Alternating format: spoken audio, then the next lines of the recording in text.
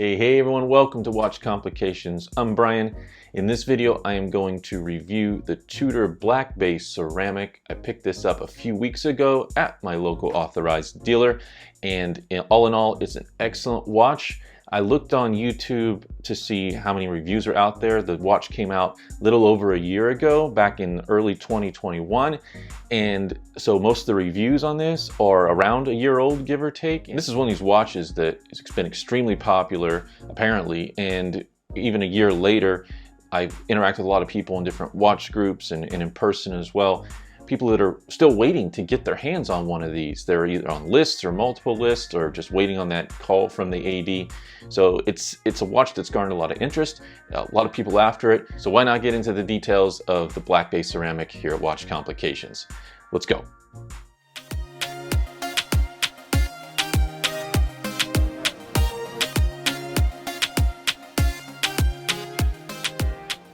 Of course, I'm wearing it today, so if you're wondering what's on the wrist, I've had it on the wrist for almost every day or part of almost every day for the past 3 weeks, so I've gotten a really good feel for it. Can give you sort of real rubber meets the road information about it, how it feels, how the timing's working, how it behaves in different types of light, all that good stuff. We'll start with the box and move all the way up to some macro shots, so all the good stuff.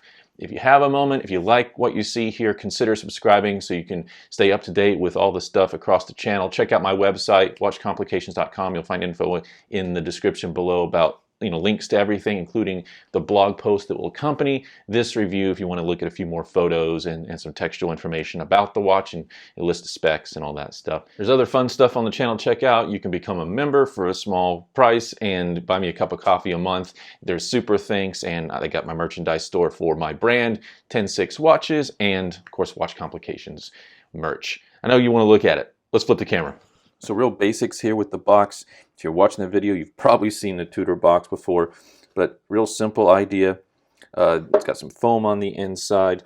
This one is got, this cool old blacked out look. So when you crack this thing open, you've got the Tudor logo and everything in there. You see the black and the red. In here is, what's cool with this watch, what comes with it is an extra NATO strap. Of course, a warranty card and everything is under here. You can pull up the cushion. Of course, I keep my watches in a safe or a separate watch box, but you can see in here, and I'm not going to show this in the rest of the video, but I'm just not a fan of NATO, but this is one of the few watches that they offer that comes with an included second strap.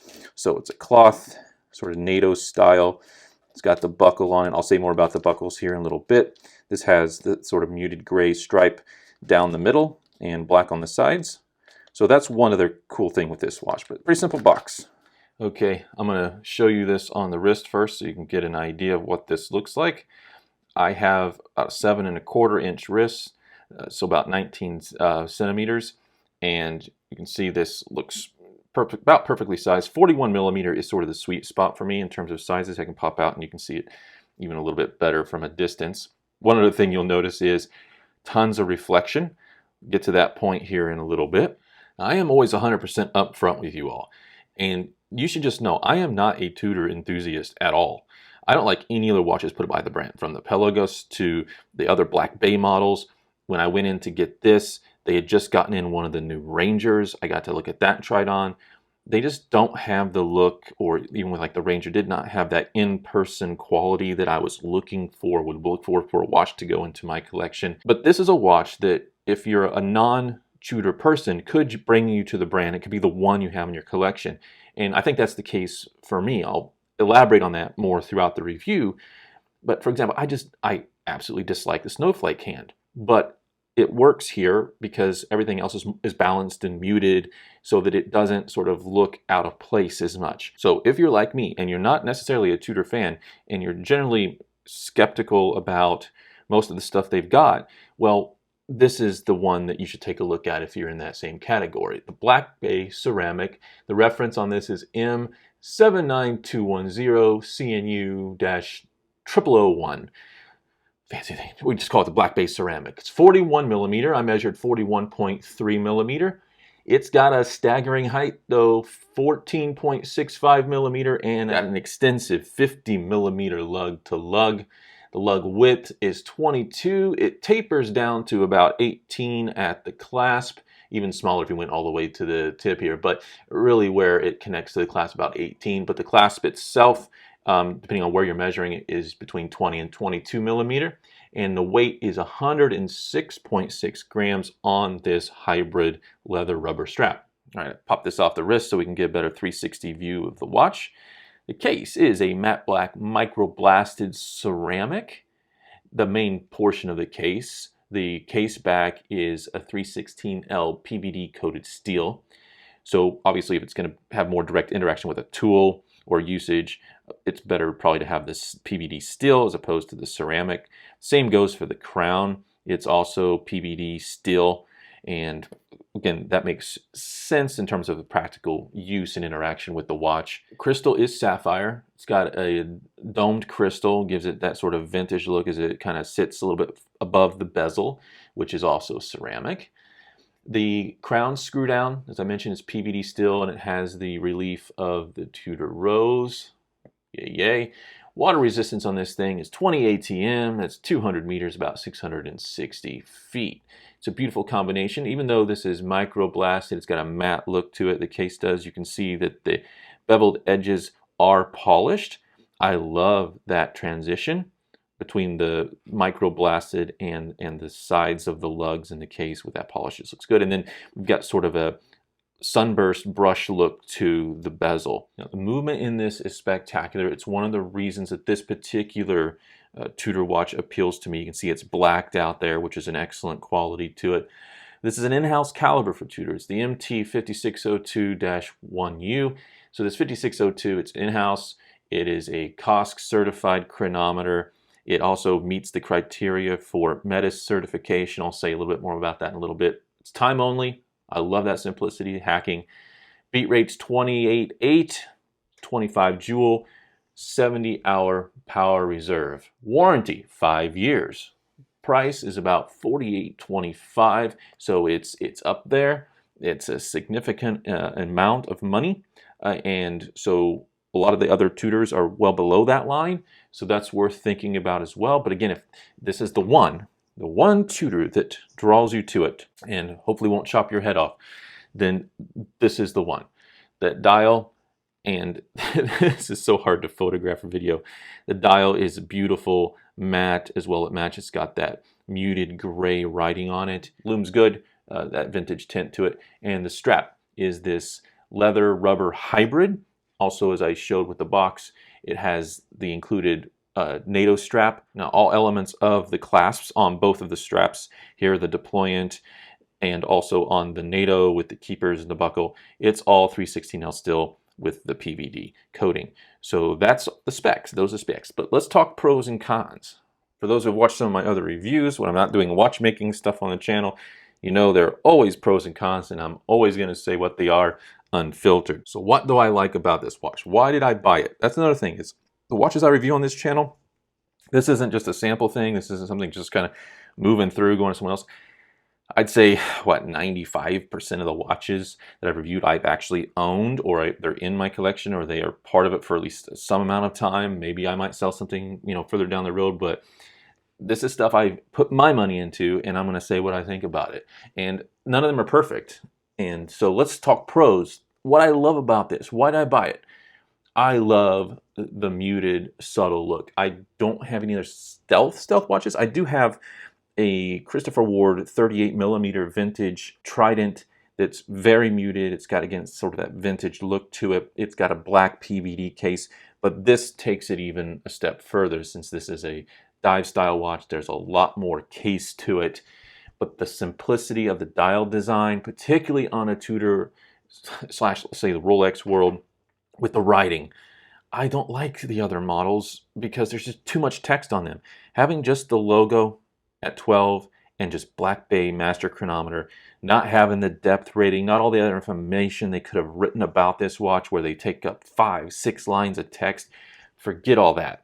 I love the simplicity of the dial and the design making the whole thing work. I like the marker combo. You know, the transition between, of course, the triangle there at 12, we've got the dots and then the batons mix. It's a good balance and looks good overall. Again, I don't like having a date on a watch like this. It throws off the overall balance, not having a date. Simple on the complications, you know, hacking only, time only, and nothing else. Beautiful and smart decision. I like the brushing on the bezel. I said it's kind of a vertical brushing. It comes in towards center, kind of gives you that sort of sunburst, you know, vintage brush look. I love the blacked out movement. Of course, it's the whole theme, right? I mean, it's just like this stealth thing. Really, from the practical point of view, the thing that I've enjoyed the most is the power reserve. 70 hours. Now, I have some other watches in my collection that are, you know, 120 hours, like 5-day power reserves. But a lot of them are in that, you know, say 38 to 50 range. That 70 hours just gives you that extra bit of time, an extra day or two. You set it down, you pick it up, and it's still running. And then with the certifications this has, it's like spot on time. So you can set this down on a Friday, pick it back up on Monday, and be ready to go again. That's just, it's awesome. It's one of the best things about the movement. I have become a big fan of hybrid straps. The first hybrid strap I really sort of fell in love with was the Christopher Ward hybrid strap, which is a mix of canvas and rubber that they put on their Trident series is offered with that. I have it on my Sealander C63 GMT. And it's just so good in all kinds of conditions and weather and climate and all that stuff. This is another good example of it. This is more of a more subtle mix. So you've got leather on the surface with this sort of cream colored stitching, kind of goes along with that vintage look, matches the loom really well. And then on the back side, you've got the rubber, and you see they've got the snowflake hand in here. It's nice and breathable, sort of raised up in places. I've really enjoyed the strap itself and how that feels. Diameter 41 millimeter, like I said, it's in my wheelhouse. I think that's a big pro. Crown, really enjoyable crown to interact with. I don't typically say that about watches. I mean, it's kind of a weird point to make, but it, you know, in terms of screwing and unscrewing the crown and time setting when you need to do it, or winding if you want to get it started, it's all the good things you want, the basic stuff. And I also, as I mentioned a few minutes ago, really like the transitions between the micro blasting, the matte finish on the sides of the case, and then the polishing here on the edge of the lugs. Let's say if I had to summarize like sort of my top 3 things about this, I would say like power reserve, phenomenal. It makes living with this watch better. I don't put watches on winders, so that's great for picking this up every other day or every few days. The simplicity of the dial design and the writing, that overall muted look, and also legibility. This is it's just contrast. It's 100% contrast. You have time only with the loom and the markers, and then everything else is a muted black, a sort of a matte black finish. So you've got high contrast in any light, and so it's easy to read the time anytime. Those would be my top 3. What are my dislikes, if any? Oh yeah, I've got a few. One of the interesting things about this watch, I don't know why they chose to do this, but the deployant direction for the strap is opposite of what the normal is. And the other brand that does this is Seiko on their Presage. And I've had their Irish coffee, for example. So you have the strap coming around the front here as opposed to going around the back. And so what can tend to happen, this is really going to be contingent on your wrist size and how much of the strap takes up. For me, this is where it goes, fits comfortably for me. And so this isn't hanging out enough that it easily gets caught on stuff. That second keeper covers it up pretty well. When the excess of the strap is facing you, of course, you imagine your body, turned against your shirt and pants and all this other kind of stuff. It tends to grab onto things as you're moving your arm up and down and around and across desks a little bit more than if it's the other direction. So if there was something, I love the feel of the hybrid strap. It's excellent. But if there was something I could change about the clasp, it would be the direction in which this is all facing. Along with that, I will say the clasp is very easy to work. It's sort of your standard deployant clasp style.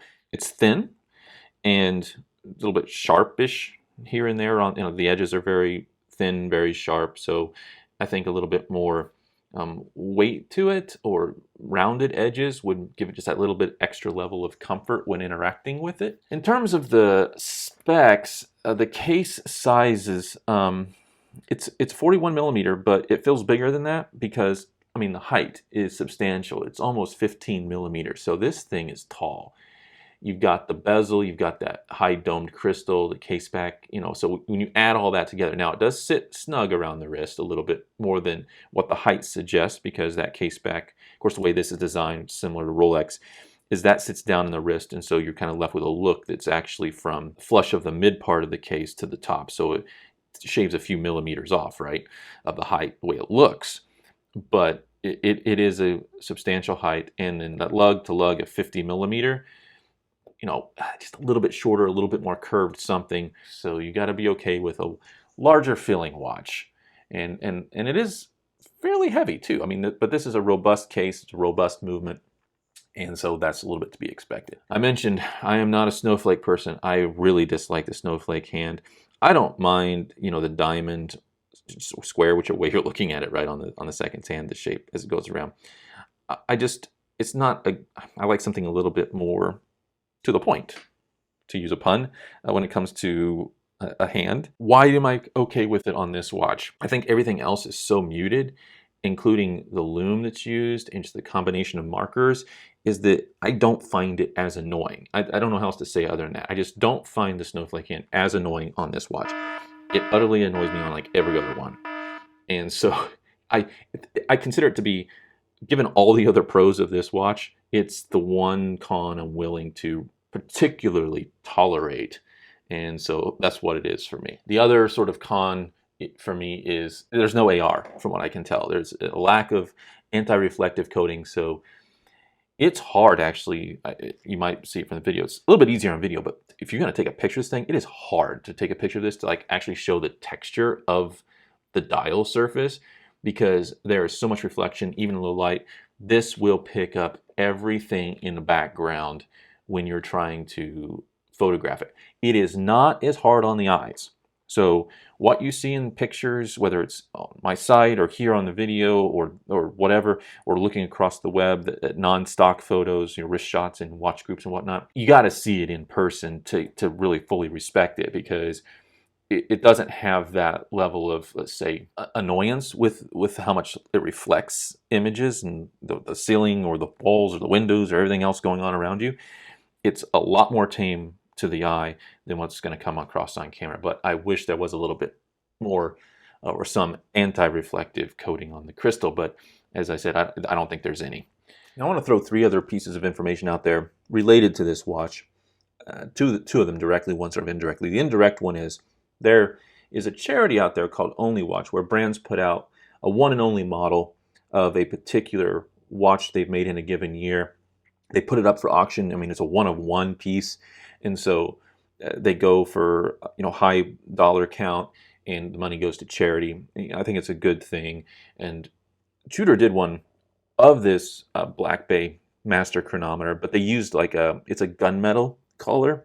It looks beautiful. Now, the 2 things directly related to the watch, one is that this isn't just a COSC certified chronometer, which has its own, you know, certification process in terms of timing the watch in different positions and accuracy, but there's a higher bar related to that and other operations of the movement. This is the METIS certification, which means it's satisfied not only COSC, but other aspects of the operation and tolerances of the watch in its making. So it has to be Swiss made, it has to be a COSC certified chronometer and gone through that process, but it also has to have maintained a certain level of precision at different temperatures in 6 positions at 2 different levels of power reserve.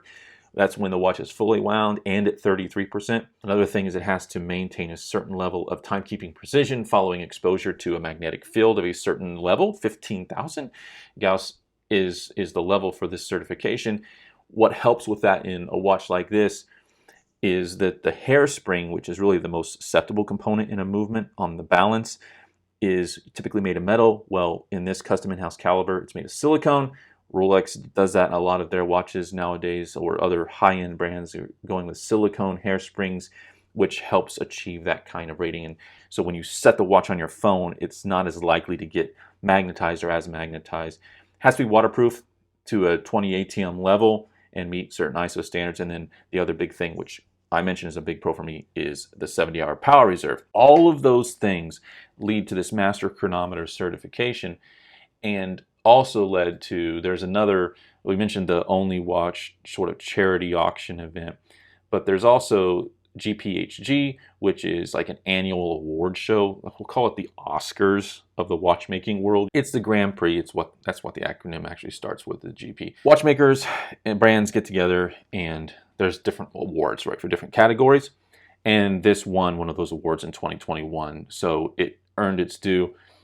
Like I said, people are waiting for this watch. They want this watch. What can I say? It's a beautiful example of when you keep things, I don't want to say simple because it's not simple to make per se, but when you keep the design basic. I love that there's no loom pip, on the bezel at 12. I love that the bezel is not loomed. All the attention, the eye is just drawn to what you care about, and that is, what time is it? And this watch is perfectly balanced for good old what time is it on your wrist.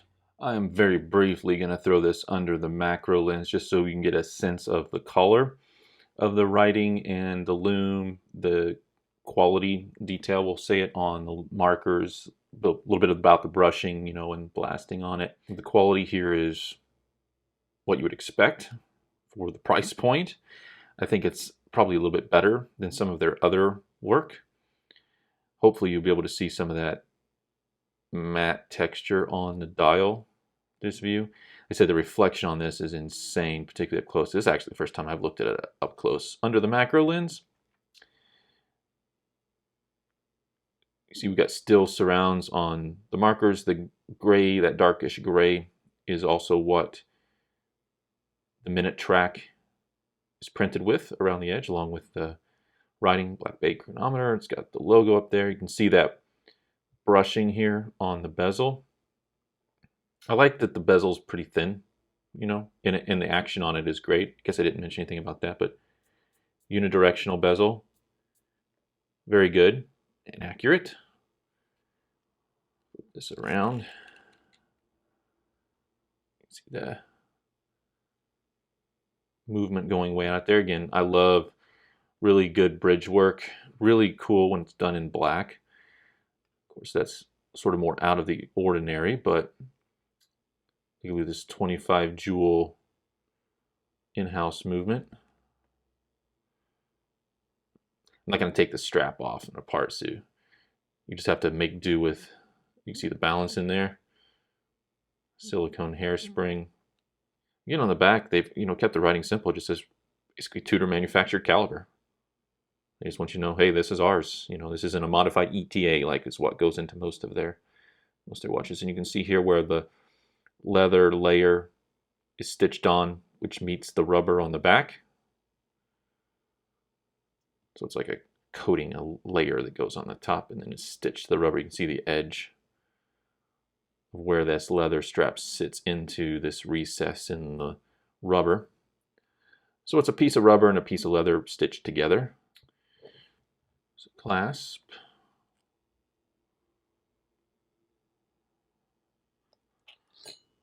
Okay, that's enough. Just want to give you a little bit of an up-close look at it. Now, as I mentioned earlier on in the video, Tudor is not a brand that I particularly, am drawn to, but this is an example, this is an exception to the rule for me, and it's one that I really like. It's the only one I've ever liked. It's probably going to be the only one I ever will like, but it is wonderful. It's exceptional. There's a reason why it's got the ratings it has, the interest it has, the awards it has, is because it's just a superb watch all around. And I think it does deserve a permanent place in my collection, in your collection if you're an enthusiast and you're looking for that sort of stealth or vintage, simple look, muted look, then this is the watch for you. Save up the money for it. You will not be disappointed. Hope you enjoyed the review. Thanks for sticking around. Again, subscribe and check out all the stuff across the channel, memberships and merch and all that jazz, and check out the site watchcomplications.com. Also, I'm on Instagram at watch_complications. Thanks everybody, and I'm out.